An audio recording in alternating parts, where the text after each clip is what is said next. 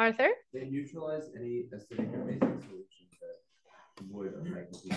So if you add something, the buffer solution, right? Oh, neutralize is an interesting word on concerning how buffers work. Okay, so we know they stabilize the pH. We know that there's some neutralization involved. How do they stabilize the pH exactly? Like, what about a buffer's components stabilize the pH, Joy? They have conjugate acids and bases. So when something is added, some of the molecules neutralize each other. There we go. Okay, excellent. So how do buffers work? Well, buffers, okay, are a mixture of a conjugate pair for a weak substance, right? Of course, the emphasis here is weak. For a weak substance that stabilizes pH when and only when small amounts, has to be small, right? Drop by drop, small amounts of titrant are added. So obviously, like in that buffer demo that I totally blew with Keaton, the first one worked beautifully. The second one, we overshot the buffer. I just added too much and it just blew out the buffer. Okay, so the key here is small and slow, which is the name of the game tomorrow. When you are going to be doing drop by drop, and that half drop matters, folks, that half drop.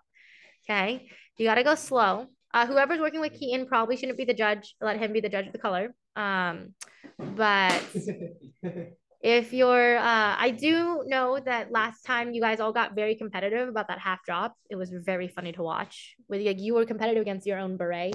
It was very funny. But excellent. So we have two categories, acidic buffers, okay? Acidic and basic buffer. An acidic buffer is a weak acid, right? HA is the standard notation with its conjugate, with conjugate base. Okay, A minus. Here's kind of a sketch of a flow of like talking about the range of your indicator and your buffer region, like across the span. All right. Remember when you identify a buffer, you'll notice that the concavity or convexity of the initial titrant curve is opposite than what would be in a strong acid or strong base. Okay, I tend to over exaggerate the bulbousness of the beginning. It's not really that bulbous, but what I want you to see is there's a definite change in how you examine the first half of the titration. Visually speaking, the last half of the titration, past equiv, no different, right? You're just getting into strong territory, excess of titrant. It's the beginning part that matters. Basic buffer. I'm pretty sure you can do this without me. Okay, it's a weak base with its conjugate acid. Okay, BH plus or HBH plus. I don't know. I don't really care how you write it. I guess it should be HBH plus because if you want to put the positive first, well, we write that too. Well, yeah. So again, here you kind of have a visual. I'm just gonna let you do the sample problem. These sample problems on your own. I'm only gonna let you see how much memory you guys can pull up out of nowhere.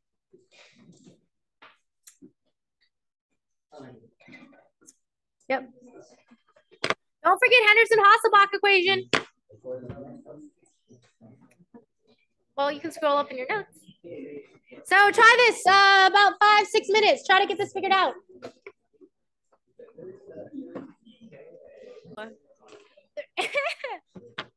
3, 2, 1. The first thing you probably wanted to do was write out their equations, right? What's happening? So here you're asked, well, to write out the equation for the weak acid versus the net ionic for the overall reaction. So the following should have been achieved A. You should have gotten HNO2, okay? Reacts with H2O to produce an equilibrium. This is, by the way, oh yeah, this isn't hydrolysis because it's not charged. If you had a charged ion, it'd be hydrolysis.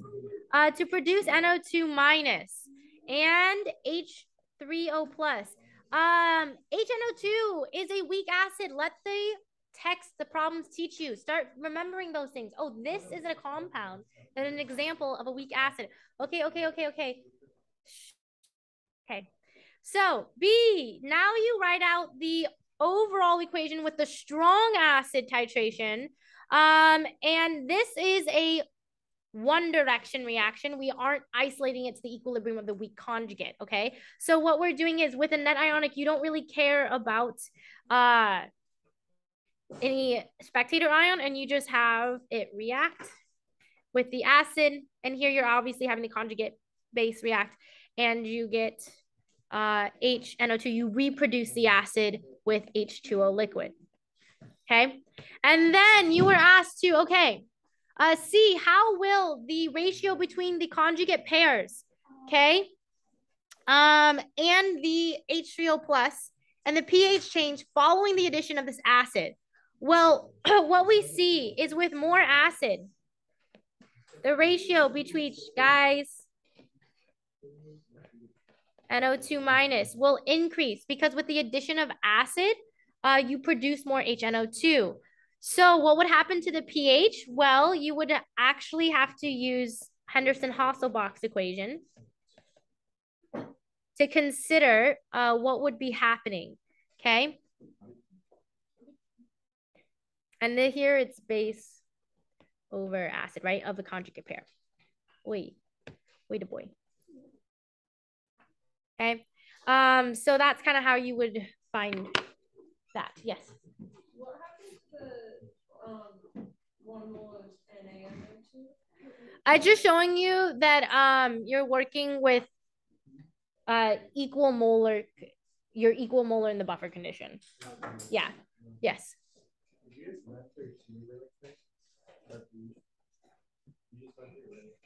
B net ionic. Yeah, so they asked us to write the net ionic equation when you add HCl. So what happens is the HCl was the provider of the strong acid. So it'll react with the conjugate base formed from the previous reaction. So that's what. So that's why. Yes.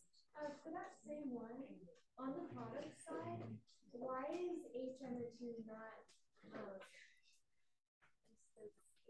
like it's a net ionic, so shouldn't it be written as separate ions? Oh, I see what you're trying to say when it comes to net ionic. No, not for these. It's because we're not talking about double displacement. Here we're talking about like that is actively the new compound that is being made, that new acid. We're looking at now this acid under the category of acid more than the category of ionic. Yeah. So. Yes, Joy. Why isn't the second equation in equilibrium? Because with a strong acid, you can't be in equilibrium.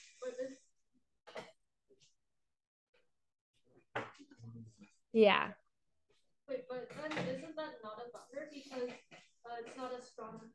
The A is a buffer. So the combination of HNO2 and N2O minus in reaction is the buffer solution. But remember that conjugate base can go and react in a hydrolysis reaction with water. But here we're actually not having to do hydrolysis. We're just having it react straight up with the HCl. So here, this is not your standard titration where we're like, oh, we're buffering, we're adding in HCl as we titrate. It's like, no, this is like a mixture and now we're adding HCl. So we're already kind of picking up halfway into the creation of the buffer. Okay, so the buffer comes from the hydrolysis equation. Yeah, and actually it's not a true hydrolysis because hydrolysis is with a charged ion and water, but this is just a straight up weak base with strong acid reaction in B. Hydrolysis has to be with water itself as a reactant. It's actually producing water though. Yeah. Actually, this might be a strong base. This is a strong base. Ooh, this might be a strong base, strong acid. Yeah. I think actually NO2 minus is a strong base. So that's why, too. Yes. Any other question?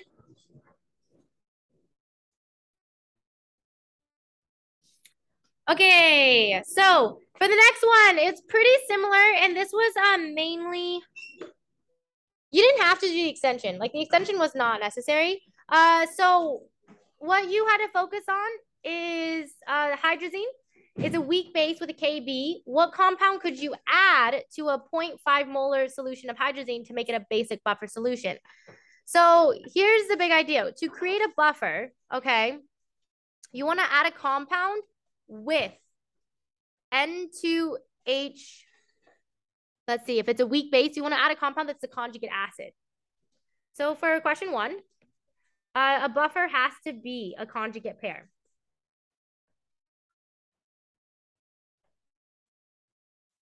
So if you have the base portion of that pair be N2H4, then the conjugate base would have to be the protonated version of it, N2H5 plus. So what you would want to look for is a compound with this in it. Compound with this functional group, with this structural group. And that way you can make a buffer. And then as far as question 2, if the concentration of the compound in the final solution were also 0.5, what H3O plus would exist in the buffer solution? You would have to do math. And you would use the similar math that we've talked about before, where you use a relationship between KW and KB to find KA. And then you would,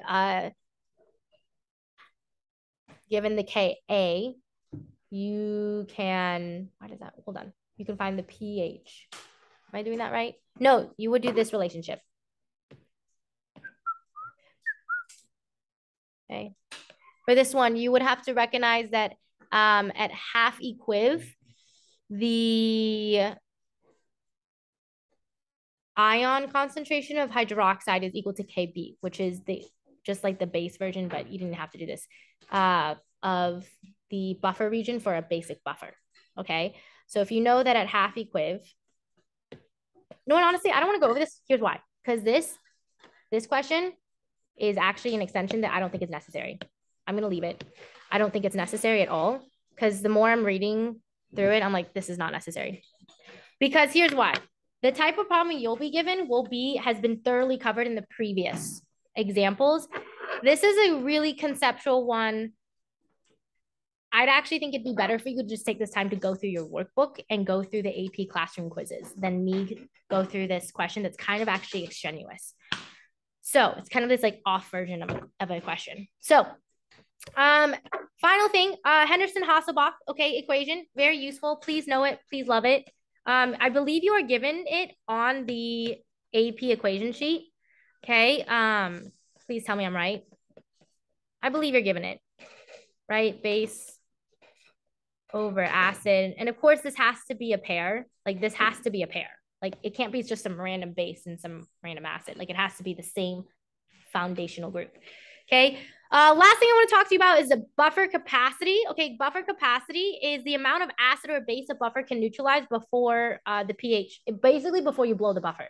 Okay. Buffer capacity is the amount of added acid or base your solution can handle before pH no longer stabilizes.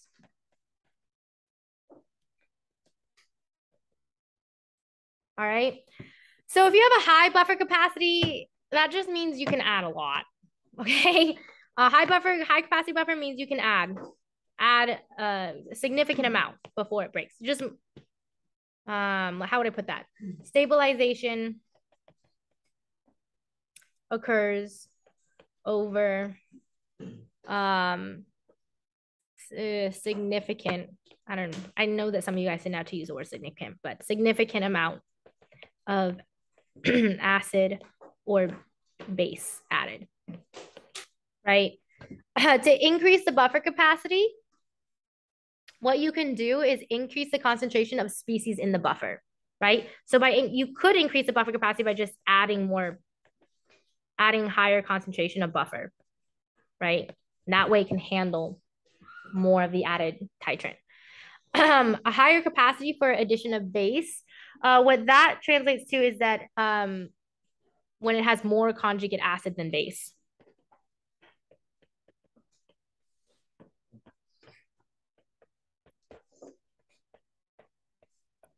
Because if you can add base, that means there's an acid neutralizing that added base. So it means that you have a significant amount of conjugate acid neutralizing that titrated base, titrated base.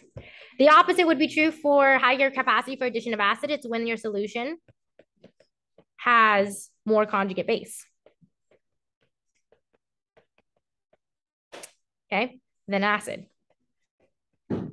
A low capacity buffer, it means that you blow through the buffer pretty fast. You break the buffer real fast.